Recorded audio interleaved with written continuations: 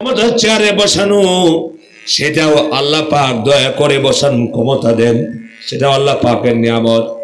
বান্দা বান্দারা যখন ক্ষমতায় বসবে, ক্ষমতায় বসার পর আল্লাহর কোরআনের আইন যদি বাস্তবায়ন করতে চায়, কোরআনের বিধানকে জারি করে, আল্লাহর প্রশংসা করে আর বলে এই ক্ষমতার চেয়ারে তো আল্লাহ পাক আমাকে বসালেন, চিল্লা বরং বসানকে। এই প্রশংসা যদি করে, নিয়ামতের শুকর আদায় করে আল্লাহর আইন বাস্তবায়ন করতে চায়, আল্লাহ পাক বলেন আমি আরো নিয়ামতকে বাড়ায় দিব, কোন স্বৈরাচারী কায়দা লাগবে না, এমনিতেই দীর্ঘদিন তোমরা ক্ষমতায় থাকতে পারবে। কিন্তু ক্ষমতায় আসার পরে আল্লাহ পাকের ক্ষমতাকে বলে গেল, আপনারা অবশ্যই যেন আমার দেশে সংসদ অধিবেশন যখন শুরু হয়, এক একজন যার যার ধর্মগ্রন্থ পড়ার জন্য আদেশ করা হয়। যেহেতু এটা মুসলমানের দেশ, সেই হিসাবে সর্বপ্রথম একজন কারি সাহেবকে অর্ডার দেওয়া হয়। সংসদ অধিবেশন শুরু হলো, আল্লাহর কোরআনের তেলাওয়াত দেওয়া শুরু হলো। আজকে যে আয়াতে কারিমা বলছি, সেই আয়াতখানা কারি সাহেব তেলাওয়াত করলেন, কিন্তু মন্ত্রী পরিষদ, এমপি সাহেবরা, প্রধানমন্ত্রী যারা বসে আছেন যারা, তারা তো বুঝে না কি আল্লাহ পাক বলছেন। এখানেও বলছেন ক্ষমতা দিলাম আমি, চিল্লায় বরং ক্ষমতা দিলাম কে? আমি আল্লাহ পাক ক্ষমতা দিলাম। আর যাকে চাই তাকে সম্মান দেয়, আবার যাকে চাই তাকে জিল্লতি দেই, অপমানিত করি। আর আল্লাহ পাক বলে সমস্ত ক্ষমতা, সমস্ত কল্যাণ আমার হাতে, আর সমস্ত ক্ষমতার মালিক জনগণ নয়, আমি আল্লাহ। চিল্লায় বলে সমস্ত ক্ষমতার মালিক কে? আরো চিল্লায় বলে সমস্ত ক্ষমতার মালিক কে? আমাকে মারতে পারেন কে? কথা বলেন, সবাই বলেন আমাকে মারতে পারেন কে? বাঁচাতে পারেন কে? আমি এই পৃথিবীতে এসেছি, আল্লাহ তাআলা আমার হায়াত নির্ধারণ করে দিয়েছে। আমি কোরআনের জন্য আমার জীবনকে উৎসর্গ করে রেখেছি। যেদিন আমার হায়াত শেষ হয়ে যাবে, কেউ বেঁচে রাখতে পারবে না। যতদিন বেঁচে থাকবো আল্লাহর দ্বীনকে বাস্তবায়ন করার জন্য আন্দোলন করেই যাব। প্রয়োজন হলো শহীদ হতে। কারা কারা রাজা সাহাবগুলি দেখতে চায়?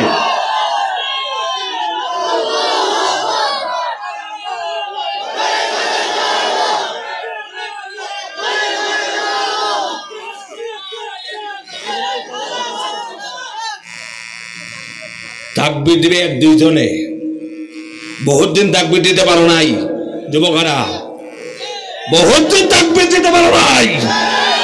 তাকবীর এক নেতারা বন্ধ করেছিল, যে নেতারা তাকবীর বন্ধ করেছিল, এখন যদি তাকবীর বন্ধ করছে ফ্লাশ দিয়ে তাঁতগুলো খুলে ফেলবা। রাজেশ ওর জন্য প্রস্তুত থাকতে হবে।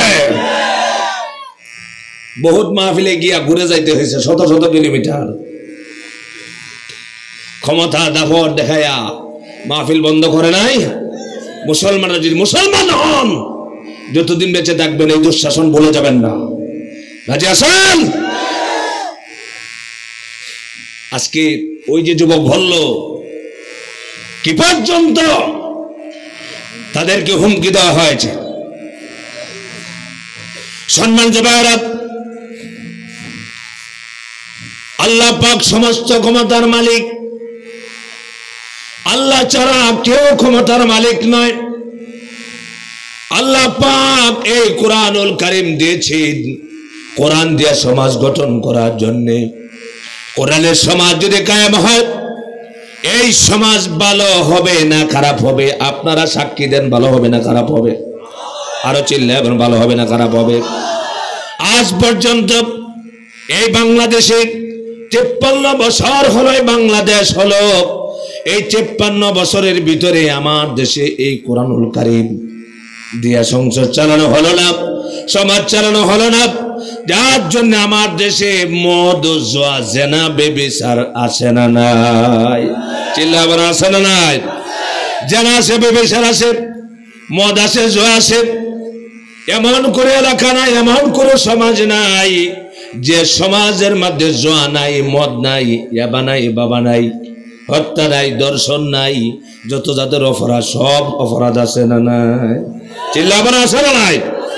আমার ভাইরা, এই অপরাধটা শুধু বাংলাদেশে নয়, এই অপরাধ মক্কা মদিনায় ছিল।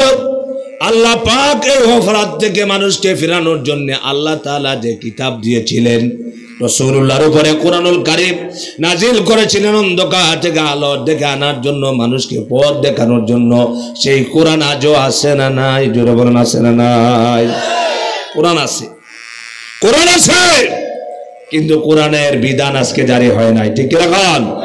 কোরআন আছে মসজিদে, কোরআন আছে মাদ্রাসায়, কোরআন আছে মক্তবে, কিন্তু কোরআন তো মক্তবে থাকার জিনিস নয়। কোরআন ছিল আমাদের প্রতিটা মানুষের দিনের ভিতরে কোরআন থাকার কথা ছিল। ঠিক কিনা বলেন? বহুত মানুষ আছে এখানে যদি বলি যে আপনি কোরআন শরীফ পড়তে পারেন, বলে জি না হুজুর, কোরআন পড়তে জানেন। কথা বলেন না?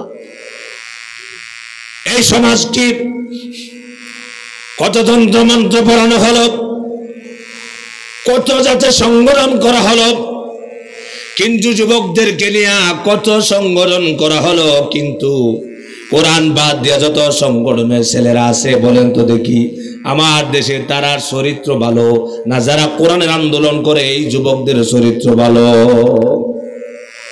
কোরআন ছাড়া কখনো চরিত্র ভালো হতে পারে না। আল্লাহ নবীর কাছে কোরআন আল্লাহ পাক নাজিল করেছেন। কেন কোরআনুল কারীম নাজিল করেছেন? শুধু নামাজের জন্য, রোজার জন্য নয়। নামাজ পড়তে কোরআন লাগে, অবশ্যই রোজার বিধান কোরআনুল কারীমের ভিতরে আছে।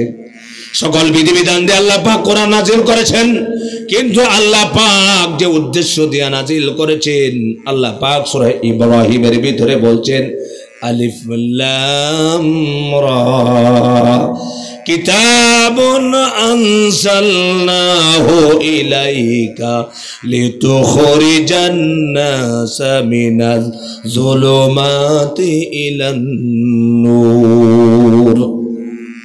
আল্লাহ পাক নবীকে বলছেন, হে আমার নবী, আপনার উপরে এই কিতাব কোরআনুল কারীমের জন্য নাজিল করেছি। আপনি কোরআনের আলো দিয়া, কোরআন দিয়ে অন্ধকারের মানুষদেরকে আলোর পথ দেখাবেন, আলোর দিকে আনবেন। তার মানে কোরআনের দাওয়াত দিয়া আজকে পৃথিবীতে যত নবী রাসূল এসেছেন সবাই আল্লাহর পক্ষে, আল্লাহর দ্বীন বাস্তবায়নের জন্য আন্দোলন করেছেন। ঠিক কি না কল?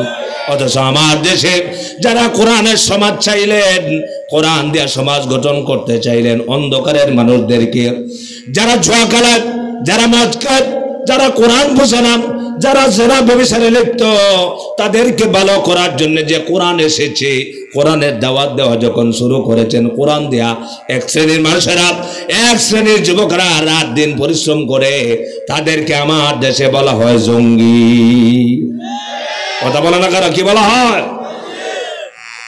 যারা ইসলামী ছাত্র শিবির আপনার এলাকায় আছে? কথা বলেন আছে? শিবিরের কথা বললে আমার দেশের কিছু মানুষের চুলকানি ওঠে, চুলকানি ওরা রোগ কাটে। কথা বললেন না কেন? এরকম তো ক্ষমতা আছে। অথচ আমার দেশে অনেক সংগঠনের ছেলেরা মদ না পরে ঘুম হয় না, কলেজ ইউনিভার্সিটির মেয়েদেরকে ফালাক্রমে দর্শন করেছে ওই ছাত্রলীগের ছেলেরা। ঠিক করে বলো, তাদেরকে বলা হয়েছে সোনার ছেলে। আর যে ছেলের 5 ওয়াক্ত নামাজ আমার এই দেশে আল্লাহ জমিন আল্লাহর কোরআনের বাস্তবায়ন চায়, তাদেরকে বলা হয়েছে রাজাকার, দলীয় তহমত দেওয়া হয়েছে। বাংলাদেশে এমন তহমত আবাদ দিলে তাদের তহমত বাংলার জমিনে মুসলমানরা কোলে ফেলবে। ঠিক করে বলো, যারা নামাজ পড়ে ছাত্র শিবিরের বিরুদ্ধে যত হামলা মামলা হয়েছে কি দেখুন, এগুলো মনে মিথ্যা কথা বলতেছি? কথা বলে মিথ্যা কথা বলতেছি? শিবির পরিচয় দিতে পারে নাই 16 বছর পড়ছে। জামাতে ইসলামের কারো নাম পোস্টারে থাকলে মাহফিল ক্যান্সেল। কি কথা কি সব ভুল বলতেছি নাকি? অথচ পোস্টারের নাম হলো মদকুরের নাম। যে মদ খায়, যে মদ পান করে, যে এবা বাবার সাথে সম্পর্ক, ওদের নাম থাকতো মাহফিলের পোস্টারের প্রথম উপরে। কত জায়গায় মাহফিল বন্ধ করছে দাপট দেখায়া। দাপট গেল কোথায়? কথা বলেন, দাপট গেল কোথায়? দাপট বেশি দিন থাকে না। আল্লাহ বলেন ওয়ালা তামশি ফিল আরদি মারাহা, আমার জমির অহংকার দেখাবে না, দাম্ভিকতা দেখাবে না। অহংকারের মালিক কে? আরো চিল্লাবেন, অহংকারের মালিক কে? এই দেশের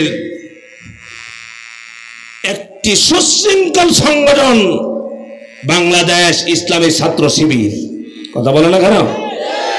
বাংলাদেশ জামাত ইসলামীকে এই দেশের মানুষের কলিজার মধ্যে ঢুকিয়ে দেওয়া হয়েছে। জামাত ইসলামী একটা ইসলামী দল নয়। এটা আপনারা জানেন কিনা জানেন না। উত্তরবঙ্গে কিছু জেলা আছে, সেই দিকে আমার যাওয়ার ভাগ্য হয়েছে, আমি দেখেছি। তারা বলে জামাত ইসলাম ইসলামী দল নয়, অথচ আজ পর্যন্ত বাংলাদেশে কোন ইসলামী দলের নেতারা ইসলামের জন্য, কোরআনের জন্য ফাঁসিতে ঝুলে নাই। একমাত্র যারা ঝুলেছে তারা বাংলাদেশ জামাত ইসলামের নেতৃবৃন্দ কোরআনের সমাজ কায়েম করার জন্য ফাঁসিতে ঝুলেছে। তাদেরকে ফাঁসিতে ঝুলাইছ, তাদের বিচার একদিন বাংলার জন্য হবেই হবেই হবেই। কেন কেন তারা হাত দিয়ে দেখতে না?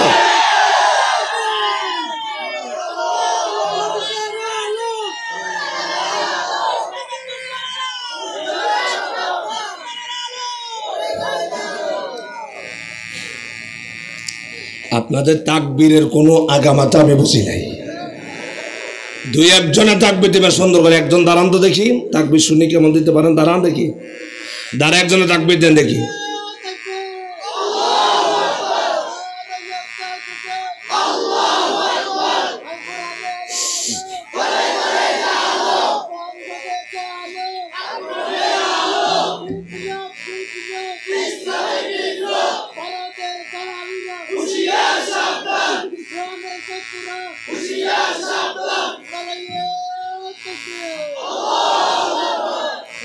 একমাত্র সুন্দর সমাজ গঠন করতে পারে কোরআনের সমাজ।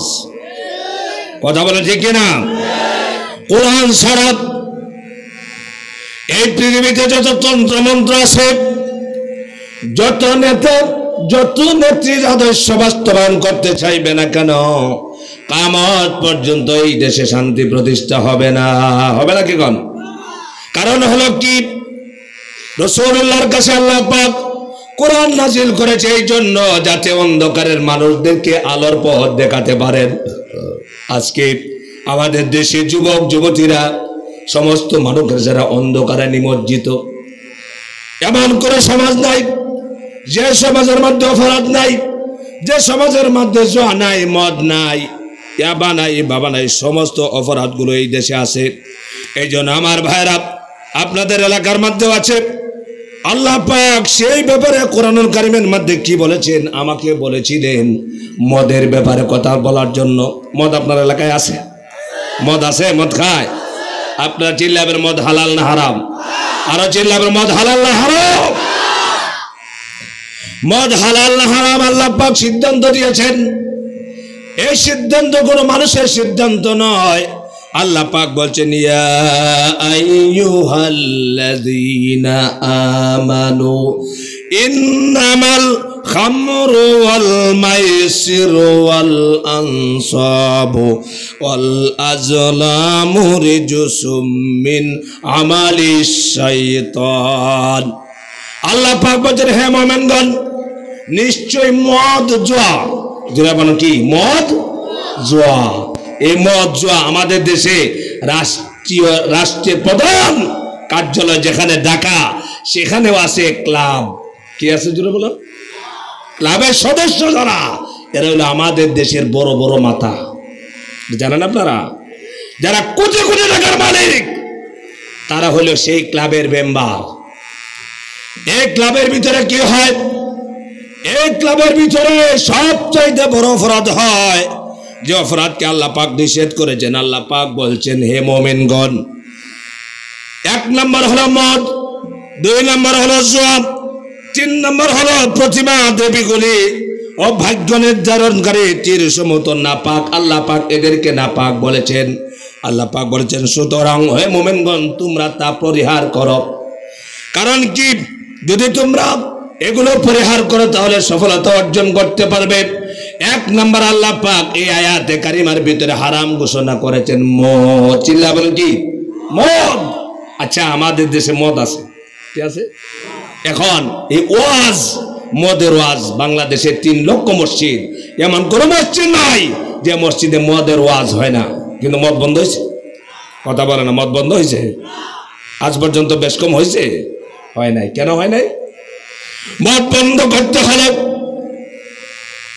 মসজিদে ওয়াজ করে শুধু মদ বন্ধ করা যাবে না। মদ বন্ধ করার জন্য যেটা দরকার সেটা হলো মদের বিরুদ্ধে সংসদে আইন পাস করতে হবে। চিল্লাবেন কি লাগবে? আর চিল্লাবেন কি লাগবে?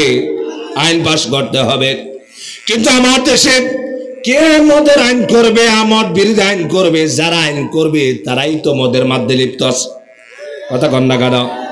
কারণ তাদের টেবিলের সামনে মদের বোতল সাজানো আছে, দেশি মদ, বিদেশি মদ, ভারতীয় মদ, লন্ডনী মদ, আমেরিকা মদ আছে না নাই?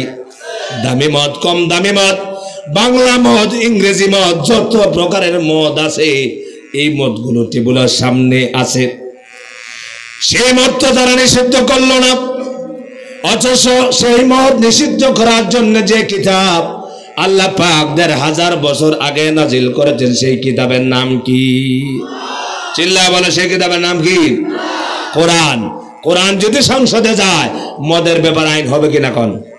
কথা বলেন, আইন হবে? আইন যদি হয় এভাবে তাফসীর করতে হবে না, এত ওয়াজ করে মানুষকে বোঝাতে হবে না, গলা ফাটাতে হবে না। সংসদের মধ্যে শুধু আইন করা হবে, যদি মদ খায় তাকে জেলখানায় নেওয়া হবে, জেল দেওয়া হবে। এমনিতেই দেশের মানুষের চরিত্র ভালো হইয়া মদকে তারা পরিহার করবে। ঠিক না? তাহলে মদ বন্ধ করার জন্য গেলে ওয়াজই যথেষ্ট না আইন করতে হবে? কথা বলেন, আইন করতে হবে কিনা? আইন করতে হলে আইন করবে কারা? এই যে ছাতামাতা সলিমদ্দি মদকুর তারা সমুদ্র পাঠাইলে আইন করবে তারা? তারা সংসদে জীবন ভরাই গেছে, সংসদে তারা এমপি হতে হতে বুড়া হয়েছে, সারা জীবন শেষ করেছে। যতদিন সংসদে সময় দিয়েছে কোরআনের বিরুদ্ধে কথা বলেছে। কথা বলেন না কেন? একমাত্র যারা কোরআনের পক্ষের সৈনিক তারা গেছে কোরআনের পক্ষে কথা বলেছেন, কিন্তু তারা বেশি মানুষ হওয়ার কারণে এই কথাগুলো শোনা হয় নাই। আমার ভাইরা, মদকে বন্ধ করতে হলে আইন করতে হবে, আইনের জন্য আইনের লোক বানাতে হবে সংসদে। সেই জন্য যারা কোরআনের সমাজ চায়, কোরআনের আইন চায়, আল্লাহর বিধান চায়, সৎ লোকের শাসন চায়, তাদেরকে ওই শ্রেণীর মানুষেরা যাতে ক্ষমতায় না যেতে পারে সেই জন্য তাদের সবচাইতে বড় চেষ্টা হলো কোরআনের আন্দোলনের কর্মীদেরকে হটানো। তারা চিন্তা ছিল এই দেশে কোরআনের আন্দোলনের অগ্র সৈনিকদেরকে যদি ফাঁসিতে ঝুলানো যায়, মাওলানা মতিউর রহমান নিজামীকে যদি ফাঁসি দেওয়া হয়, জামাত ইসলাম বাংলাদেশে থাকবে না। কথা কোন ঠিক কি? আলী হাসান মুজাহিদকে হত্যা করা হলে জামাত বাংলাদেশে থাকবে না। কামরুজ্জামানকে হত্যা করা হলে বাংলাদেশে জামাত ইসলাম থাকবে না। শহীদ কাদের মোল্লাকে হত্যা করা হলে বাংলাদেশে জামাত ইসলাম থাকবে না। মীর কাসেম আলী ভাইকে হত্যা করা হলে এই দেশে আর জামাতের নেতৃত্ব কেউ দিতে পারবে না। এর সর্বশেষ আমাদের কোরআনের পাখি, লক্ষ লক্ষ কোটি কোটি মুসলমানের কলিজার টুকরা কোরআনের পাখি আল্লামা সাঈদী রহমতুল্লাহ আলাইহির ব্যাপারে ষড়যন্ত্র করলো। সাঈদীকে যদি হত্যা করা হয় বাংলা জমিনে হয়তো আর কেউ কথা বলবে না, কিন্তু এদেরকে ফাঁসিতে যারা হত্যা করেছে, শহীদ করেছে, কিন্তু বাংলাদেশে জামাতের কর্মীরা বাড়ছে না কমছে? আরো চিল্লা বলে, বাড়ছে না কমছে? একজন নয়, দুইজন নয়, জামাত ইসলাম এমন দলের নাম যে দলের শত শত কর্মীদেরকে শহীদ করলে এই দলের শত কর্মী সংখ্যা বাড়বেই বাড়বে। বর্তমান জামাতের জয় চলছে, আমরা আগামী চাই দেখছে যে এটা কোরআনের সংসদ। ঠিক করে বলো, কারা কারা চাও হাত করে রাখো আল্লাহকে।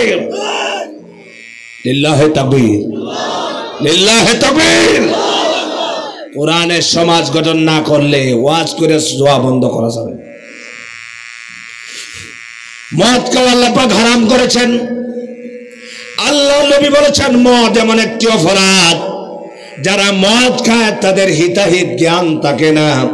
যারা মদ পান করে, মদ পান করলে পরে মাকে, বোনকে, বউকে এটা চিনতে তার কষ্ট হয়, চিনতে পারে না। পারে না কি কোন?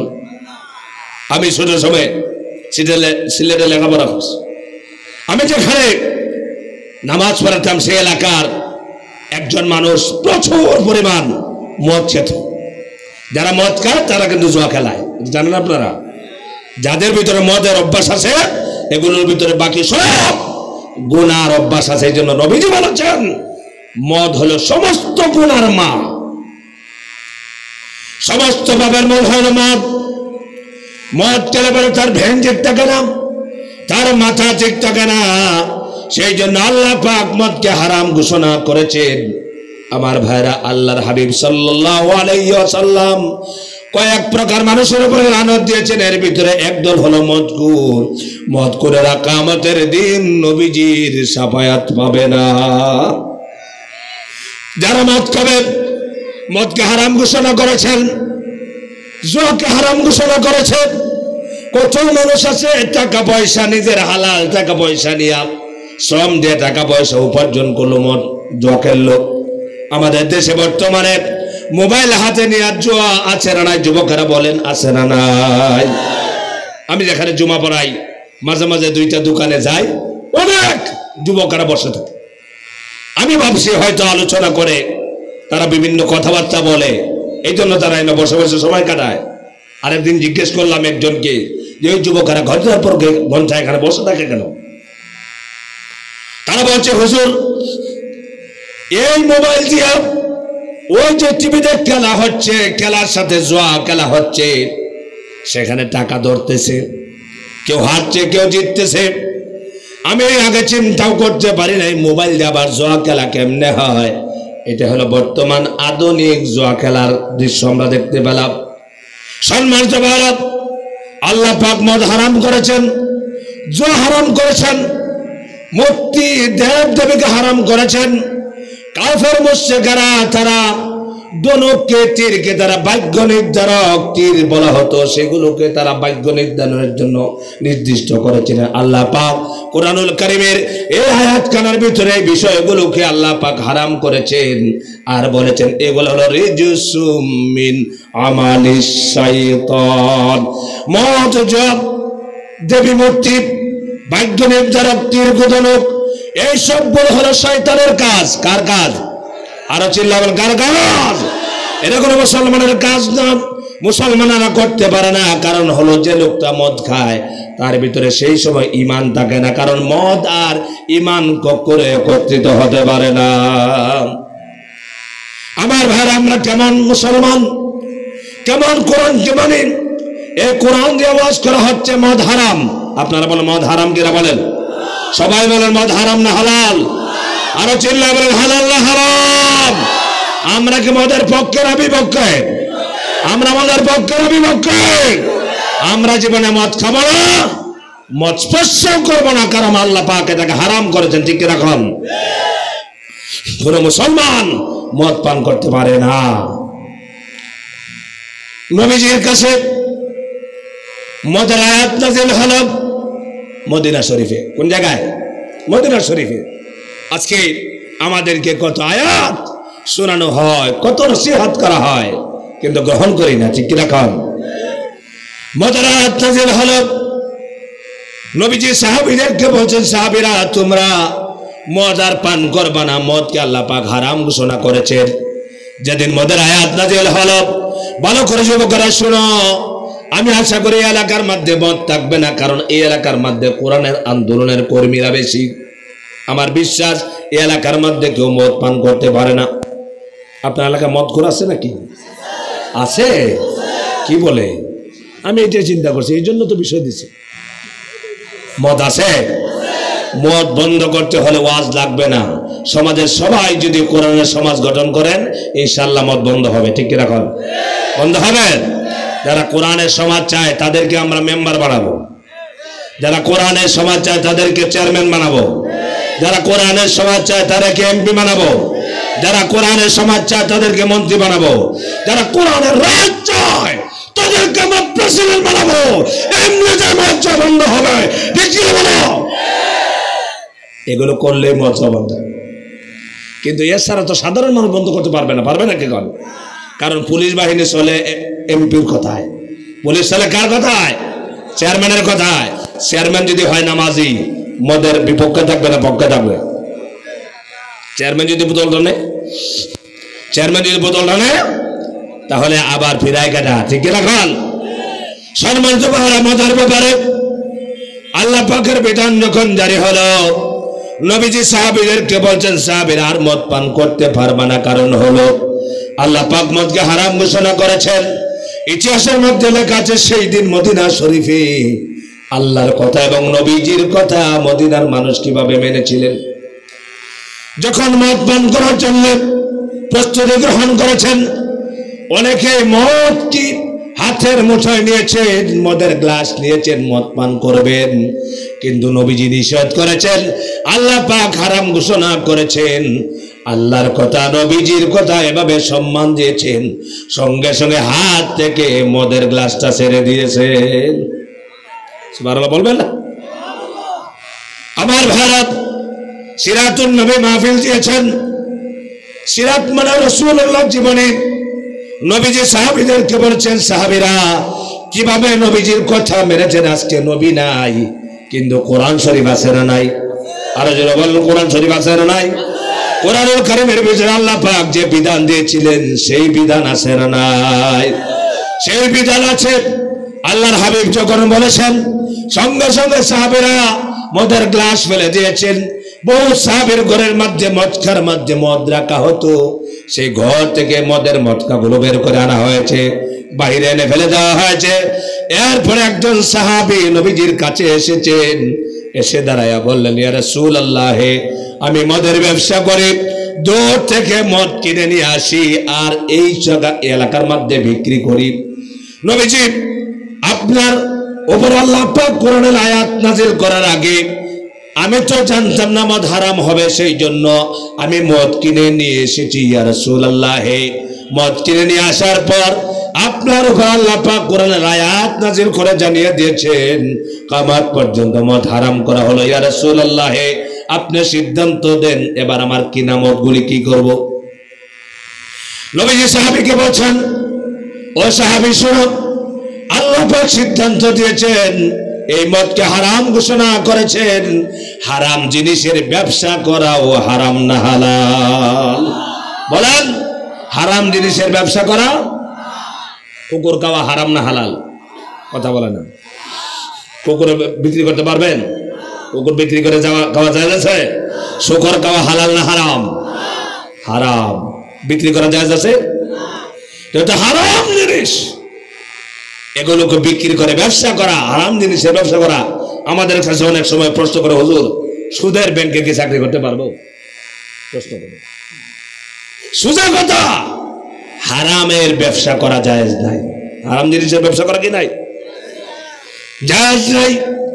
নবীজির কাছে সাহাবী আরজ করলেন, ইয়া রাসূলুল্লাহ, তাহলে আমি যে মদ কিনে নিয়ে এসেছি, আপনার কাছে কোরআনের আয়াত নাযিল হলো পরে, আর আমি মদ কিনে নিয়ে এসেছি আগে, তার মানে হলো হারাম ঘোষণার আগে আমি মদ কিনে নিয়ে এসেছি, আমি মদগুলি কি করব?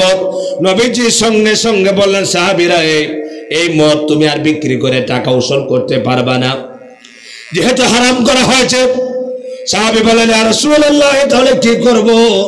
আল্লাহর নবী সাহাবীকে বললেন, তুমি মদগুলি কোথায় রেখে দিয়েছো? সাহাবী বললেন, ইয়া রাসূলুল্লাহ, আমি মদ এনে আমি ওই পাহাড়ের পাদদেশে মটকাগুলোর মধ্যে মদ রেখে দিয়েছি। নবীজি বললেন, সাহাবী শোনো, আল্লাহ পাকের হুকুম হলো মদ খেতেও পারবে না, বিক্রিও করতে পারবে না, সেই জন্য সমস্ত মদকে জমিনে নিক্ষেপ করতে হবে। তবে সমস্ত মদ জমিনে ঢেলে দিয়া আর মদের বাসনগুলোকে ভেঙে চুরমার করে দিতে হবে। সাহাবী তাই করলেন।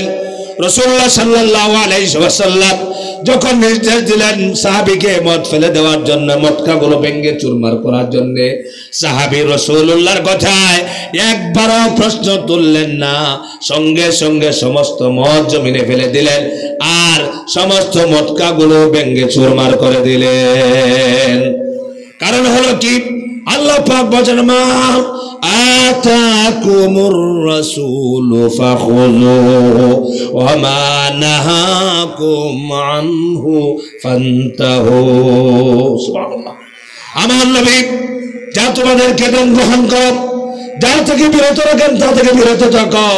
কারণ হলো আমার রাসূল তো, নবীজি তো মন গড়া কোনো কথা বলেন নাই। মা ইয়ানতিকু আনিল হাওয়া ইন হুয়া ইল্লা ওয়াহয়ুন ইউহা।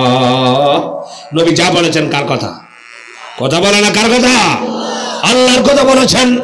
এই জন্য 1 নম্বর আল্লাহ বললেন মদ, 2 নম্বর হলো জুয়া। 2 নম্বর কি? জুয়া খেলানো যাবে? আর আমার দেশের মুসলমানরা জুয়াকে হালালের মতো করে নিয়েছে।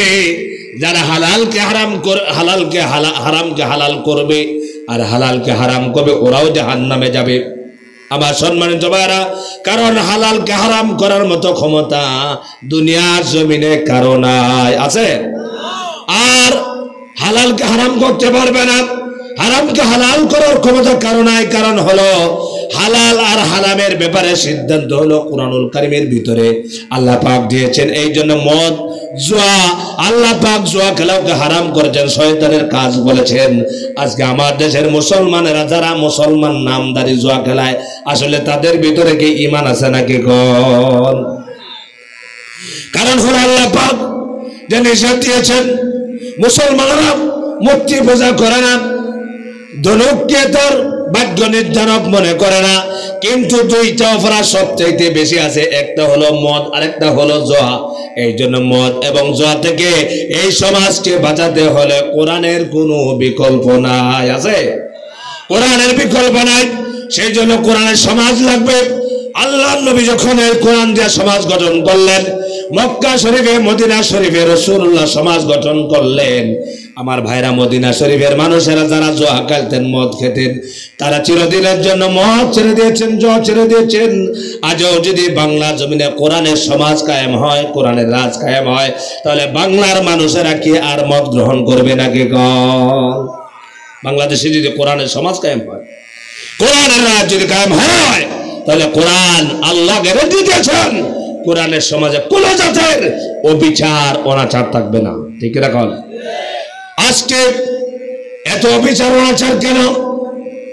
কারণ হলো এই দেশে যারা রাষ্ট্র ক্ষমতায় থাকবে, রাষ্ট্র ক্ষমতায় থেকে, কারণ হলো আল্লাহ পাক কোরআনুল কারীমে বলছেন কোরআনের সমাজ যারা কায়েম করবে, কোরআন দিয়ে যদি সমাজ রাষ্ট্র গঠন করতে পারে, তাহলে তারা 1 নম্বর কাজ করবে, নামাজ প্রতিষ্ঠা করবে। কি করবে বলেন? আল্লাহ পাক বলছেন আল্লাযীনা ইম্মাক্কান